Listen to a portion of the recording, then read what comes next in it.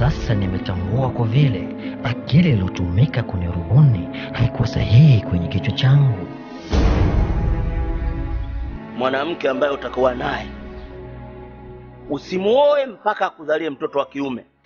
Nini? Mbona unaguna tena? Ulishaniambia kila kitu kinaenda kwa nini? Kwa awamu. Wajerumani walivyotoka kwao wamekuja hapa, wamekuja wao tu watoto wa kiume. Sasa mbona ni haraka? Subiri kwanza muda uendeende kidogo. Ukizaa mtoto wa kike ni balaa kubwa. Sawa baba, mimi nakusikiza. Nini wewe unasema?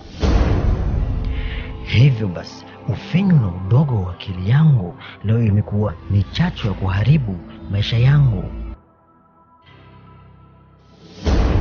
Naomba utoke nyumbani kwangu, naomba usinitanie. Wewe kunidanganya mimi, unaniambia mtoto wa kiume kama unaleta mtoto wa kike.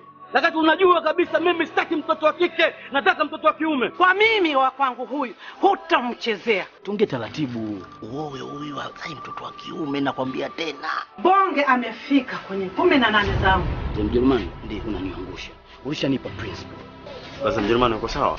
Nataka mtoto wa kiume. Nipe mtoto wa kiume. Lakini hii kwangu ni simulizi yenye fundisho ndani ya maisha yangu. Baba, sheria za Kijerumani mimi zimenishinda. Inawezekani baba na mtoto akatembea na mwanamke mmoja. Mimi nafuata nyayo zako, ukinganyaga wewe na mimi nakanyaga. Wale wanawake mmoja kunisusia watu. Sasa mimi nifanye nao nini?